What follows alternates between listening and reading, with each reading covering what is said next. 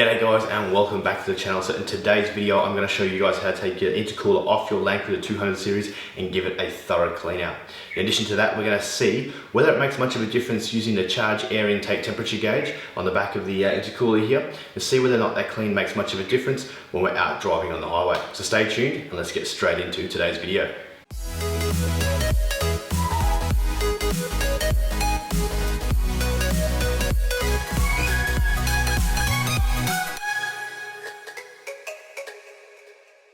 Okay, so those who are new to turbo diesel engines might want to know why we need to clean the intercooler and how an intercooler works. So let's get this plastic cover off and we'll go through how it works.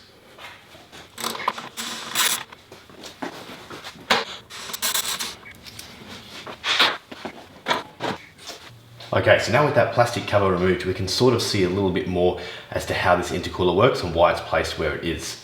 So here's our air intake box. We've obviously got a snorkel attached to this car. Air intake comes down through the snorkel into the air box, which contains the air filter, and then through this air intake pipe here. Now it comes into this intersection here, where it then splits off into two individual tubes, which then go down to the sides of the engine.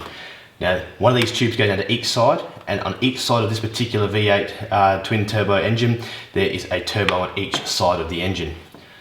The air then goes down into those turbos, gets compressed, and then comes back up through these pipes you can see here on the lower sections of the intercooler. So each turbo is linked to the side of the intercooler here, as it goes into this section here, which is called the tank of the intercooler.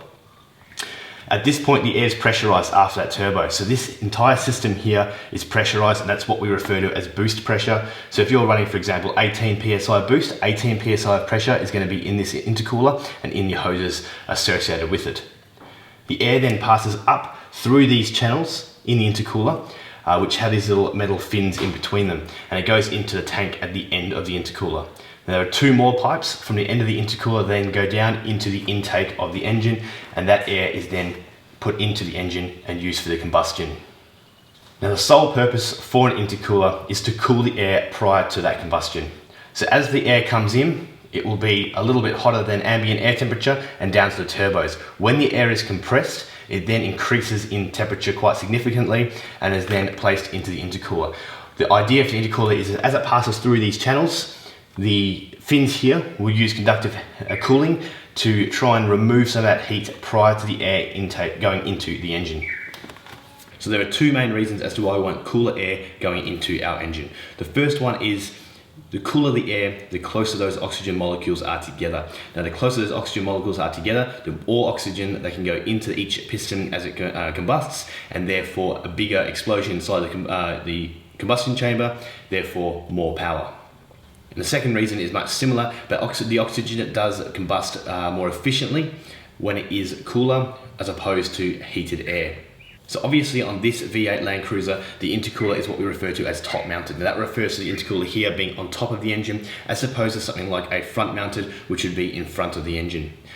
Now, in most circumstances, a front mount is going to be more efficient as it does get more direct airflow. In this particular case, the air is brought through the front grille, up into plastic ducts on top of the engine, onto the top of the bonnet here, and then through down into an outlet here, which then directs the air through the intercooler. There's a bit of a compromise when we look at four-wheel drives. Top mounts do act as a little bit of a heat sink in slow speed conditions such as sand driving when the engine's under full load and there isn't much airflow coming through. As you can imagine, the heat from the engine raises up and then sort of soaks into this, which has the reverse effect of cooling the air. But then again, having the front mount intercooler, there's already a lot going on up at the front of Landcruiser. You've already got a few other coolers down there. Plus you're also exposing it to a little bit more damage due to the sort of nature of the four-wheel driving that we do with the types of vehicles. So you might be asking, if it's only air going through the intercooler, why do we need to clean it and how would it become dirty in the first place? So with these modern day diesels, it's all about emissions control and trying to reduce the amount of emissions that come out the back of this Landcruiser. So in this particular case, we have a crankcase ventilation system, which turbo diesels all have. Now the reason we have that is because a small bit of what we call blow-by, which is a few gases from each cylinder, pass through those piston rings during combustion. Now those gases then build up pressure inside the crankcase, which is at the lower section of the engine, and needs to be released somehow. So what vehicle manufacturers have come up with is a crankcase ventilation system that takes those gases from the crankcase, which do have a residue of oil within them, and then places them back into the intake to be reburnt again. Now, it's not exactly an efficient system, however, it does reduce emissions and it avoids having to release those oily crankcase gases straight out into the environment. And what we've done on this particular car is put an oil catch cam. So this here is our crankcase ventilation outlet, and you can see a hose there that goes along here and then up to a catch can in the rear of the engine bay. Now the idea of this is it's trying to catch those oily residue deposits and separate them from the clean air. Now ideally the clean air would come back through this top tube here and then down into an intake pipe, which then goes back into the engine bay. Now I haven't cleaned this intercooler prior to fitting this catch can, and the catch can was only fitted about 20 to 25,000 kilometers ago. So I expect that the intercooler will have a little bit of oil residue inside of it. So that oily residue then gets stuck to all the internal components of your intake. Now it's not going to do much damage, but what it is going to do is it's going to reduce the efficiency at which this intercooler can cool the air. Oil is a conductor of heat, it holds the heat and it's going to coat all these little internal passages and the tanks with that oil, and therefore it's going to run that little bit hotter. Now anything we can do to cool the air going into the engine through this intercooler, the better it is both for performance, for fuel economy and just the general health of the engine. So that's today why we're going to be cleaning this intercooler. So let's get this intercooler off. There's a few bolts around it, there are a couple of sensors I'll show you as we go. Get it off and onto the bench. Taking the intercooler off is a relatively easy process. There are 4 bolts that hold down to the engine itself, 2 on the front, 2 on the back. You've then got 2 hose clamps, one on either side of those front inlet ports, and the hoses just pull off. Now on the back, each of those hard intake lines have 2 bolts each, and then you've also got 2 electrical cables and a vacuum line that needs removing as well. All this can be removed with the intercooler in place before it's pulled off, but it is quite tight at the back of it there. So there you have it, with a bit of persuasion, the intercooler is out and onto the bench. So overall looking pretty good. Well, a little bit fiddly, especially to get those 2 little sensors off the back of the intercooler. There's not much room to work up there, but keep persevering and it will come off. So straight up we can see there's a fair bit of oil just where the hose was on this inlet here. This side here is not too bad, but we're not expecting this inlet port to be as bad because those recirculation gases from the crankcase are being directly put into the air intake on this side of the intercooler. So this half is probably going to be a lot worse than this half on the inside, but we're going to give the whole lot a flush out anyway. Now I'll show you what I mean. I'll grab a clean paper towel here. I'll just wipe it around the inlet port of this side here. You can see all that oil is coming up on that paper towel there. So we'll get some degreaser and some cleaning agents through it. We'll see how it turns out. Okay, so there's a few different theories on how to clean your intercooler. Obviously, being an oil-based substance, you're going to need some sort of degreaser. So I'm going to use a few different types today, just see whether they make a bit of a difference between them. I'm going to start by using a engine and bilge degreaser. This is made by Chemtech. This is the CT14. We'll mix that with some water and we'll flush that through the system. I'm also going to use a little bit of kerosene.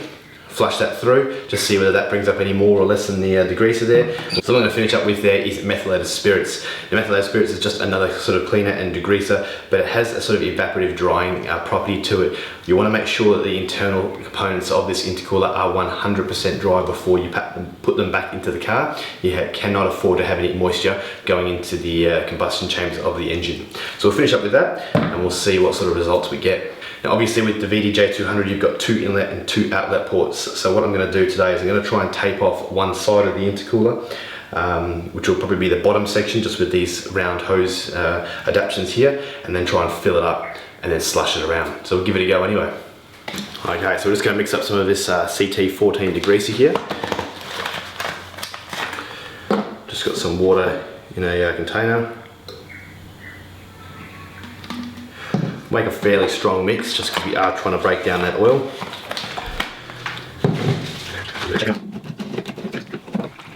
That's probably a good idea as well, just to chuck some gloves on. This step could get a little bit messy. I've just stuck some plastic bags on the inlet side of the intercooler just to try and seal them up a little bit so that we are just working with one side. We'll see whether that works in a moment.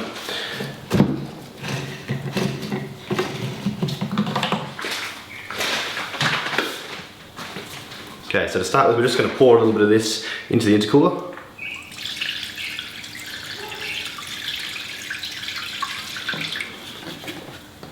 And once we've got a little bit in there, All we want to do is try and agitate that liquid around. Now obviously it's quite a large intercooler, you're going to need a fair bit of liquid, but we're going to try and start little bit by little bit, and then we'll pour it out into this bucket that I've got underneath. Just grab the intercooler and just try and shake that liquid around from side to side to both ends of the tank.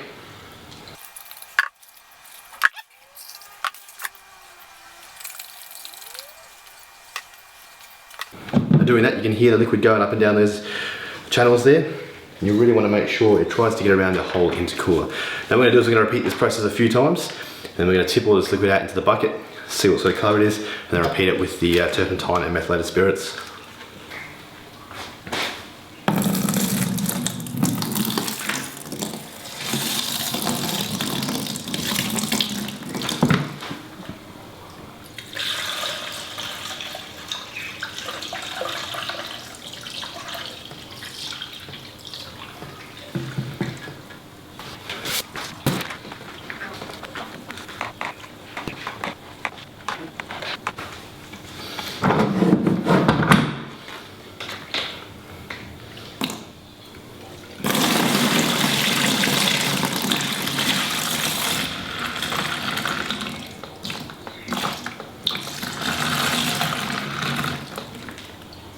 Okay, so now the degrease has gone through, we're just going to stick a litre of kerosene through it and just see whether that picks up any more of that dirty oil.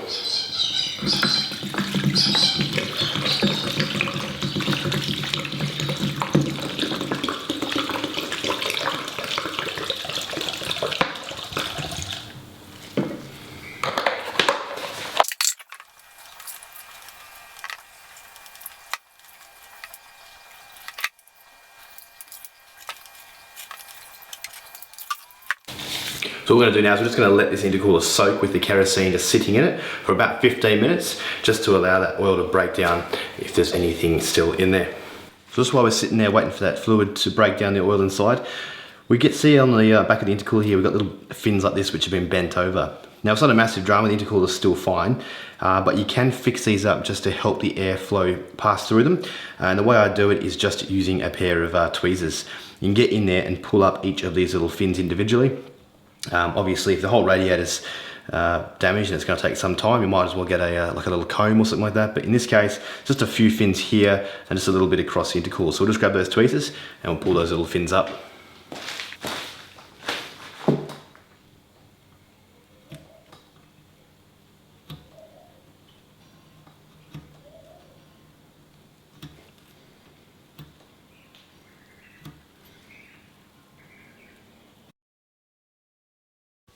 So doing this might look quite pedantic, but overall we are just waiting for the intercooler to soak anyway, and anything we can do to improve the airflow through this intercooler will make it more efficient and therefore make it run that little bit cooler.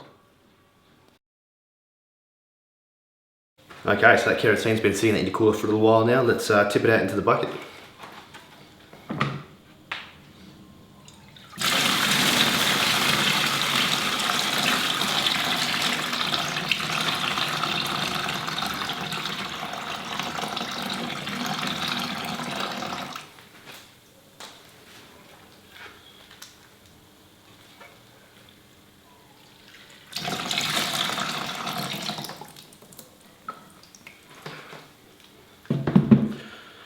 So as you saw there, that kerosene was definitely not that shade of blue that it was when it went in. So a lot of dirty, oily residue coming out there, which is a good sign. Okay, so now we've got it flushed out with that kerosene. It's time to put a little bit of methylated spirits in there and just do the same process again.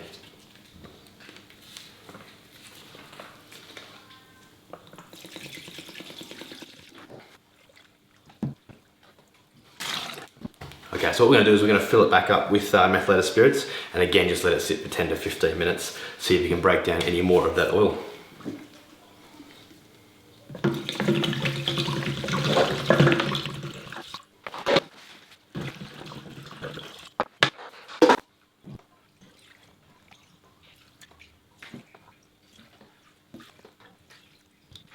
Okay, so we do the same thing again.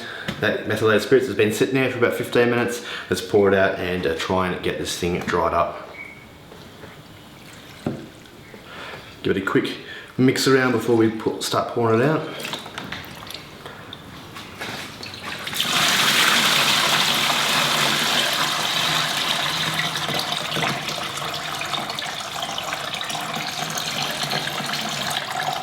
starting to look a lot cleaner now.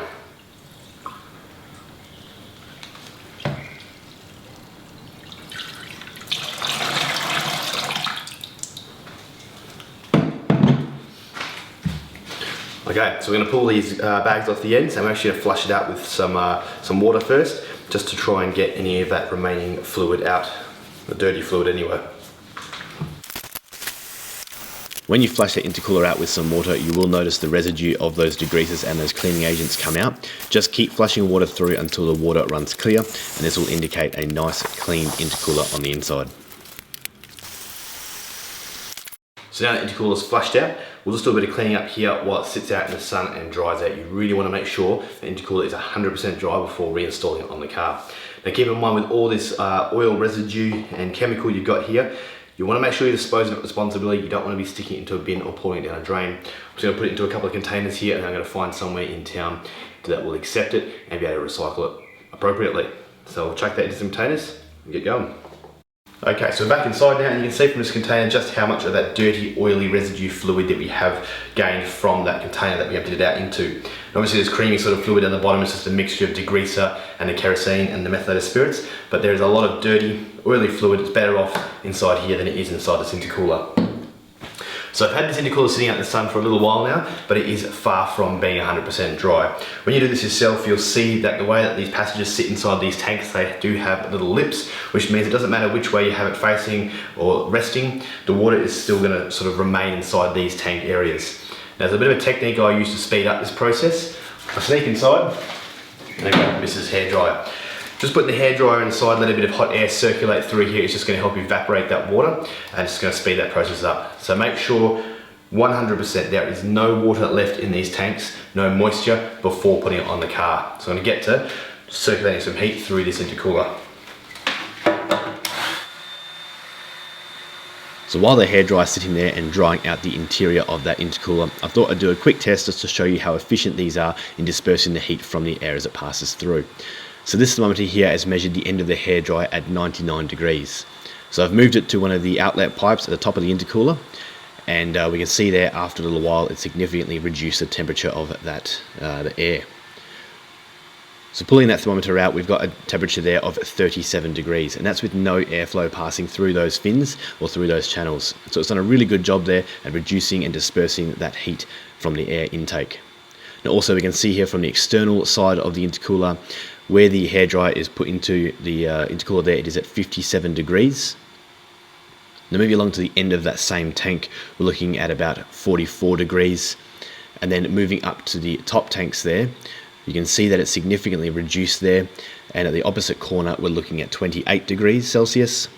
And then on the corner closest to the hairdryer, we're looking at all the way down to 32 degrees. So it does a really good job at cooling that air.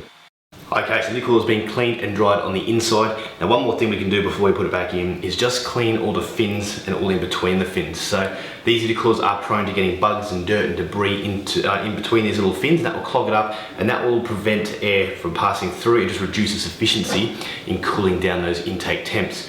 So what we can do is I've got an air compressor here, and we can blow it from the back side, trying to push any of the dirt back through the fins to the front side where obviously the dirt has entered. Then I've also got a small wooden skewer here, and just on the ends closest to the tanks here, we can stick that down and push out any of the bugs. So let's see how much we can get out by doing these two techniques.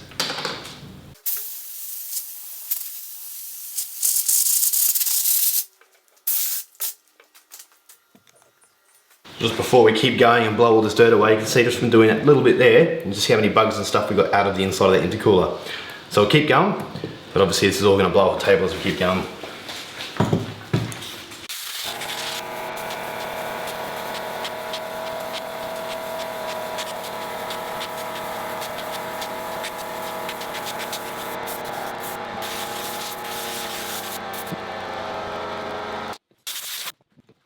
So look at that, guys, just by blowing that out and pushing some of that dirt through, that is how much dirt we got out of the intercooler. Now I put a fresh tarp down on the ground today just to do this intercooler clean, and that's just a quick sweep and pick up. That's not even all of it, that's just the main bulky parts I could get with a dustpan and brush. I mean, that's nuts. That's a lot more than I thought was going to come out.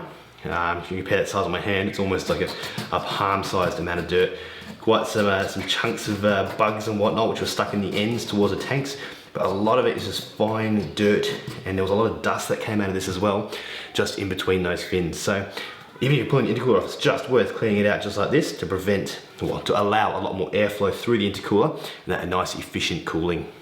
So there we go, guys, we have one clean intercooler inside and out. Just remember to keep your gaskets that came off these top ends on the back of the intercooler, and now let's get over to the car. We've got to put it back on. So I'll quickly do a close-up of what you've got at the back here, but you've got two electrical plugs that have got to go on, and also a small vacuum line. So I'll show you at the back of the intercooler, and then I'll show you on the car as well. It's a good idea to try and get them done first, and then we're going to start putting down all the bolts, all the hoses and whatnot, and getting it fitted up. Okay guys, so this is the back of the intercooler. So you can see here the two mounts that mount it into the engine bay there. And you've got one electrical plug here, one electrical plug here, and a small vacuum line. It just needs to be connected. So let's go to the car and I'll show you where those plugs are.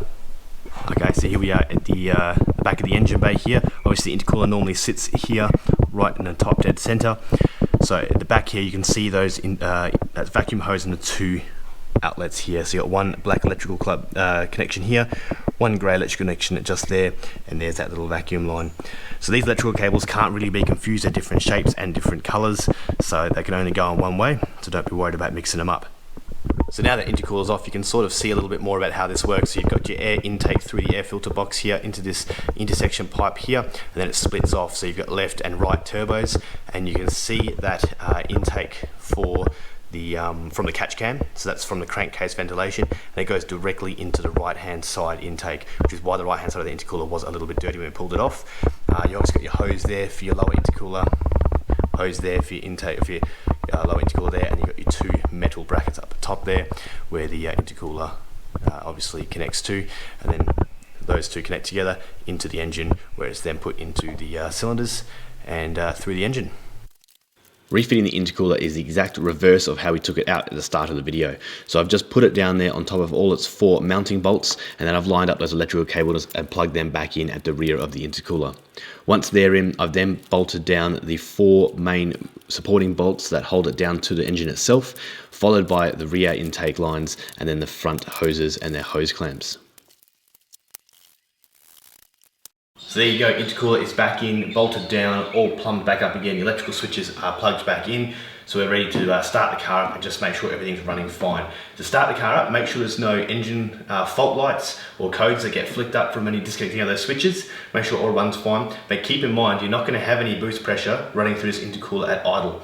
So if any of your hose clamps are loose or not put on properly, they're going to blow off as soon as you drive down the street when that boost pressure builds up, and this builds up here. So now for me, I'm going to go for a drive. We're going to plug in the computer and see whether any of these intake temps have been lowered as a result of cleaning both the interior and the exterior of the car. So let's get that done.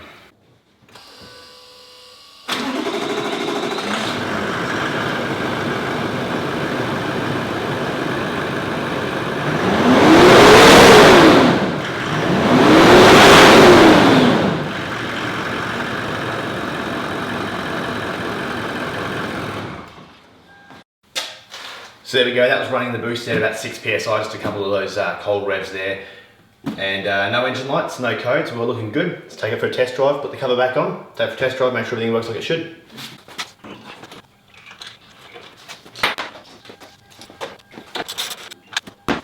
Okay guys, so far the intercooler's been fine. We've got no codes up on the dash, we've got no blown intercooler pipes, so we're looking really good in that regard. So now we're out to the highway and we're going to do some tests in regards to charged air temperature. So that is the temperature of the air at the rear of the intercooler after it's gone through those chambers in the back tank. Now the idea behind this is we're going to compare it to a baseline test I did yesterday and see whether or not cleaning out the intercooler, taking that oil out and then taking all the dirt out of those fins have made much of a difference to that temperature after it's passed through the bulk of the intercooler. Now, like I explained before, if we get some cooler temps, that's going to be really good for the engine, it's going to be better for power, it's going to be better for torque, and it's going to be better for fuel economy. So we're hoping to see some lower temperatures, but we'll go out and have a look. Now the only real temperatures we're going to be looking at today are ambient, intake temperatures, and those charged air temps. We don't need to worry about the temperature of the vehicle. Obviously it's got a thermostat and it's going to regulate that, so there's got some variation there. The temperatures of the air though are not sort of altered throughout the system. So we're looking at the ambient temperature today is about 21 degrees. Yesterday it was 19, and the intake temperatures are measured after the air filter with the mass airflow sensor. So we're looking at a couple of degrees warmer than ambient normally for intakes. Now we'll compare the charged air temperatures today, and we'll see how we go. Now, in order to get those temperatures, I can't unfortunately get them to work on the Ultra Gauge, but I have got Toyota TechStream software on the laptop. So I've got a mini VCI cable connected to the computer here today, and we'll be running that in the background. I'll flip the camera around and show you the setup I've got going here. Okay, so looking at the car there, down here we have our mini VCI cable. That's just plugged into the OBDII port. You can see that red light on it there, and then it is plugged into the laptop, which is sitting on the passenger seat. So I'm just setting up some of the software now, and I'll show you what we've got. Okay, so through this Toyota TechStream software, I've got access to a lot of settings and a lot of information in relation to the sensors on the engine and all parts of the car. So today, specifically, we'll be looking at the engine, and once we go into those settings there, we'll be bringing up the data list, which will provide us with an active list of a whole lot of parameters of the vehicle that we'll be monitoring today. In particular, though, we will be looking at the intake temps, the turbo temps, and things like that. So we'll leave it on that page. We'll take some recordings as we go along, and then we'll combine all the results and see how we go. So we hit the highway to do our test, and we're driving on a highway that is relatively flat. We're doing 110 kilometers an hour in drive on cruise control for both tests. Now, halfway through the drive, I do a U-turn on the highway to go back to the start point, and during that acceleration period, I do put my foot flat to the floor for maximum acceleration back up to 110 kilometers again. So now that test drive is complete, let's head back to the computer, have a look at the results, and go through our findings. So here we go, here are the results. So on the lower right hand side here, you can see the ambient and intake temperature baselines we're working with for both the tests. You can see there that the ambient temperature was 19 degrees on the first test and between 21 and 22 degrees on the second test. Now those intake temps are 3 degrees hotter than those ambient temps on both the tests, and keeping in mind the intake air temperatures are measured from after the air filter with the mass airflow sensor. So I've done the exact same route on both days and taken measurements from the charged air intake temperatures according to the Toyota TechStream software every 30 seconds. Now you can see there initially we started about 36 degrees and we start decreasing as the vehicle speed hits the 110 kilometer mark and we have some air passing over that intercooler. Now throughout the drive, both before and after that U-turn, the results are very similar and there isn't really much of a change. However, what we can notice is that point where I do a U-turn and those turbos really spool up under full acceleration. So the Landcruiser that I have is stock standard in terms of its engine management, and it boosts out at about 18 psi under full pressure. So you can see there at the 240 second mark, the intercooler temps there are 56 and 53 degrees before and after the tests respectively. Now that is while the turbos are on full pressure and accelerating heavily. Now those after temperatures are 3 degrees lower, which represents a 5.6% decrease in those temps. We can also see that after that 240 second mark, every 30 seconds, the after temperatures are a few degrees cooler for the next couple of minutes. Now, although it doesn't seem like much, keeping in mind that the ambient temperature and the intake temperature was a couple of degrees hotter that day, which does have a fair influence on these results, it has actually provided between a 5 and 10% decrease in those intake charged air temperatures after the turbo with that clean intercooler. So like I said, anything that we can do to reduce those turbo temps are going to assist the car in its power, its torque, its fuel consumption, and its general health. So overall, we have had a win with cleaning this intercooler today, and now I can rest assured that the car is going to be running, and the intercooler in particular is going to be running as efficiently as possible while we're driving along. So there we have it, guys. I hope you enjoyed the video. That's how I do my intercooler clean. Now this is not something I do very often, maybe every couple of years, even less so if you have an oil catch can fitted, but look, regardless of whether it lowered those temps or not, it's good to know that the intercooler is nice and clean and is running as efficient as possible. In the future, I do plan to do some more testing with the intercooler and seeing whether or not some intercooler fans work. So if you're interested in something like that, make sure you hit the subscribe button and stay tuned, and hopefully that video will be released sooner rather than later. Otherwise, guys, I hope you enjoyed the video. If you have any queries, comments, make sure to comment in the section below and give a thumbs up to the video. Otherwise, guys, we'll see you in the next one. Cheers.